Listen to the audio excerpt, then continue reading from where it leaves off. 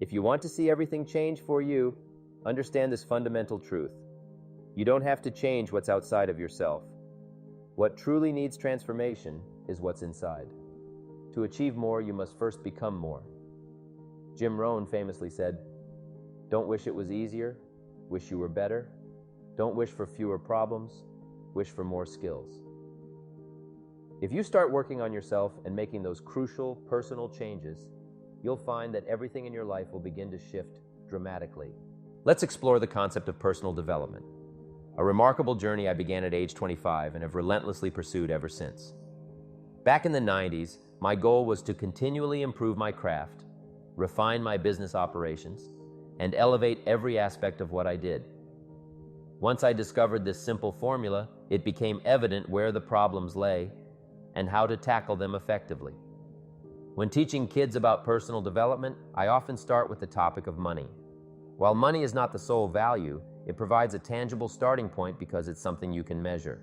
If someone asks, "How are you doing?" you can count your money to get a straightforward answer. This simple metric helps to identify whether there might be errors in judgment or gaps in discipline in your life.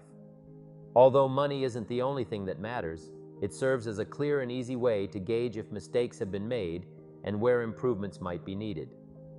Here's the crucial principle to understand. We are paid for the value we bring to the marketplace, not for the time we spend. It's essential for both kids and adults to grasp this concept. For example, if someone says, "I make $20 an hour," that's a misleading statement. The truth is, you don't get paid simply for the hour you work, you get paid for the value you deliver during that time. So here's a critical question for you. Is it possible to become twice as valuable and earn twice as much money in the same amount of time? Can you become 3 times as valuable and earn 3 times as much money? The answer is a resounding yes. To earn more money in the same time frame, you simply need to enhance your value. America is a unique place offering a ladder of opportunity. You might start at a level like $4 an hour, and there's ongoing debate about raising the minimum wage. However, the real focus shouldn't be on just starting higher, but on climbing that ladder. The goal is not to remain stagnant at the bottom, but to grow, change, and increase your value. I began from humble beginnings, raised in Idaho with only 1 year of college education. At 25, I found myself struggling financially, with nothing but pennies in my pocket and a mountain of debt. But through hard work and transformation, I turned my life around. It's entirely possible to become economically valuable and achieve remarkable success if you commit to working on yourself. The secret to success was simple yet profound. Work harder on yourself than you do on your job. This principle can turn your life around. If you focus on developing yourself, you will not only make a living, but potentially build a fortune. At age 25, although I was known for my hard work, my efforts were primarily focused on my job rather than on personal development. To truly transform your income and your life, start today. Don't wait. Focus on personal development. Enhance your skills, refine your communication abilities, improve your attitude, and increase your overall value. When you invest in yourself and make these essential personal changes, you will see profound improvements in your life. Don't attempt to alter external factors such as the seed, soil, sunshine, or seasons. Allow these natural elements to work for you. Instead, concentrate on your internal growth. Work on your philosophy, attitude, personality, and communication skills. Develop all the abilities necessary to become more valuable in the marketplace. When you make these personal changes, you'll see profound changes in your life. Here's what else I hope you'll find here today. Inspiration. And who knows the mystery of inspiration? Why are some people inspired and others are not? You were inspired to be here today, some were not. The mystery of why some people are driven to take action while others are not is something we don't fully understand. Perhaps some turned it down because they thought it was too costly, would take too much time, or they were too busy. There are countless reasons why some people seize opportunities and others let them pass by. This is one of the great mysteries of the mind, and I leave it at that. Some things are simply beyond our understanding, so I choose a straightforward approach. Some people act and some don't. That's as profound as my philosophy gets. Some buy in and some don't. Some pursue their goals and some don't. Some change and some don't. If you've been around for a while, you'll notice patterns. Out of 10 people, maybe 3 will take action, while 7 won't. In whatever business you're involved in, you'll start to see this ratio: those who act and those who don't. Why do some people not act? The truth is, we don't always know. I used to try to figure it out, but now I just stick to a simple approach. When someone complains about their circumstances, saying, "This happens to me, that goes wrong for me," and wonders why all these things are happening to them, my response is, I don't know. The best explanation I can offer is that such problems seem to occur to people who are focused on them. I admit my understanding is limited, so I prefer to keep things simple. There's an interesting story about the beginning of the Christian church. As someone with only a basic understanding of the Bible, I recall that on the day the Christian church was founded, a magnificent sermon was delivered. It was a classic example of effective communication, given to a large multitude. Yet the reaction to this sermon varied widely. Isn't that fascinating? Some listeners were perplexed by what was presented, despite it being straightforward. The best explanation I have is that they are the perplexed ones. Others mocked and laughed at the presentation. Even though it was sincere and honest, some found reasons to ridicule it. The simplest explanation is that they are the mockers and laughers. Some people were confused and didn't understand what was happening, which is usually evident when they ask, "What's going on?" It's intriguing how the same sincere message can provoke such diverse reactions. In summary, the sermon resulted in about 3,000 believers, which was a remarkable outcome for the first day. In contrast, some people are so cautious that they never achieve much. They're overly concerned with risks, which is often the language of the poor. They worry about potential problems and decide not to act. But I discovered that life is inherently risky. From the moment you're born, risk is part of life. Avoiding risk by not trying is riskier than taking action. Investing in anything, whether it's marriage, business, or personal development, comes with risks. But consider this: you won't get out of life alive anyway. So instead of seeking safety and security, embrace adventure. It's better to live a vibrant 30 years full of adventure than to spend 100 years safely tucked away in a corner. What truly matters is not how long you live, but how you live. Now let's address another attitude problem: pessimism. Pessimism is a destructive mindset that focuses on the negative aspects of life, the problems, the difficulties, and the reasons why things can't be done. The pessimist leads an unfulfilling life, always looking for faults rather than virtues. This mindset is akin to looking through a dirty window and only seeing the grime rather than the sunset. The pessimist always sees the glass as half empty, while the optimist sees it as half full. Why do the same circumstances affect people differently? It all depends on how you view them. Our lives are largely influenced by our thoughts. It's not the way things are that affects us the most, but how we perceive them. I learned that poor thinking habits can keep people stuck in poverty. It's not that they don't work hard, but their thinking is flawed. The mind acts like a factory where thoughts are the ingredients that shape the fabric of our lives.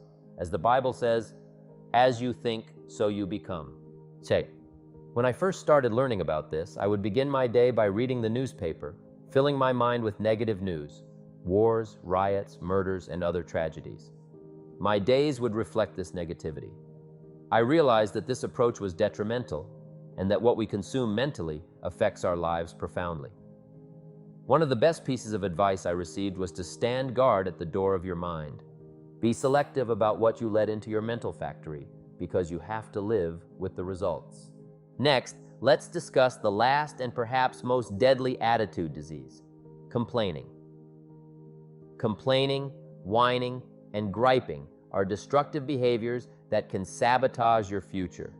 It's akin to economic cancer. If you doubt its severity, consider the story of the children of Israel in the Old Testament. They were freed from slavery and given the chance to reach the promised land. However, their constant complaining and grumbling prevented them from reaching their destination. Their story illustrates two things.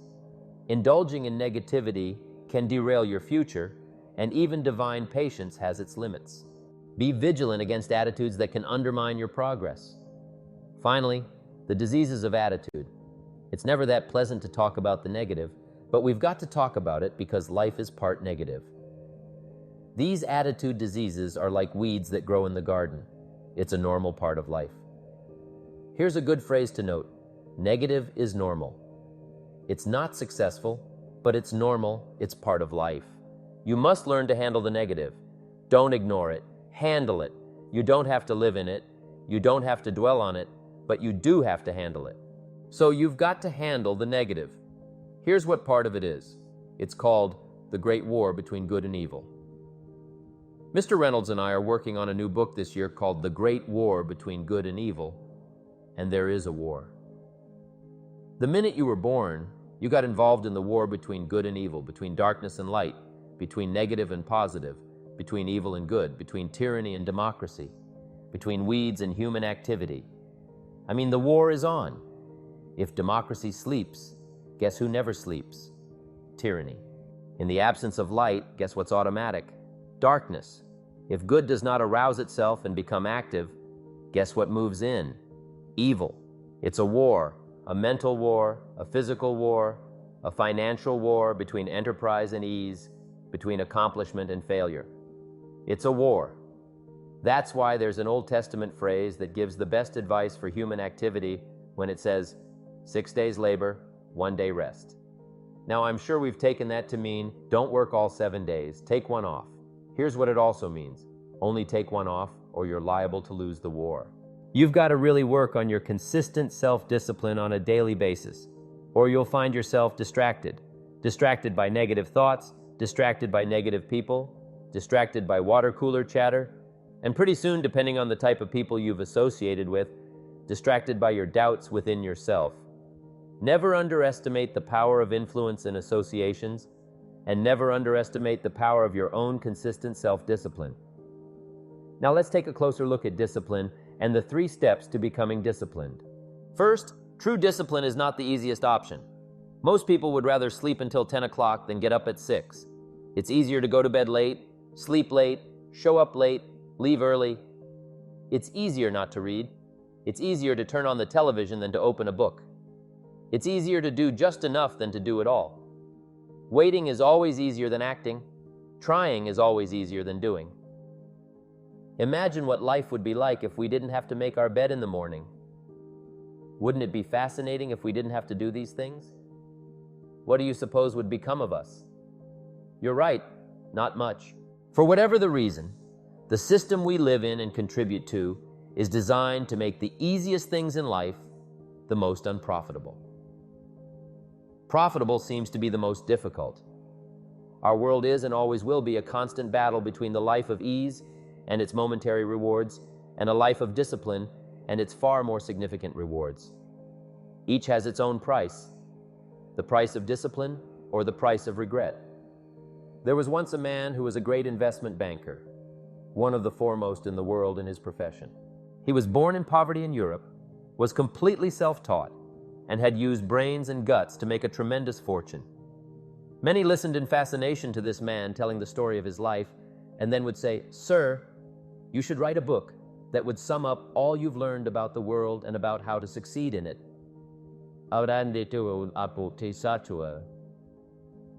But this great international investment banker just looked and smiled. He said, "Well, I suppose I could do that, but it wouldn't really be much of a book. In fact, I could tell you everything I know in just 15 or 20 minutes. Everything I've come to understand over the course of a lifetime. But what good would it do? These aren't things you can just hear about from someone else or read in a book. Until you've discovered them for yourself, they're just words, just puffs of air or drops of ink on a page. You've got to live in order to learn what I've learned. You've got to arrive at these truths the way you arrive at your destination after a long journey, with that same sense of fulfillment and joy. It's ironic, isn't it? Wisdom is not a thing you can buy, or a course you can take in school, or a degree you can earn. Yet every parent wants his children to attend good schools, and rightfully so. Wisdom is not really something you can get from another person, yet you can gain some wisdom from everyone you meet.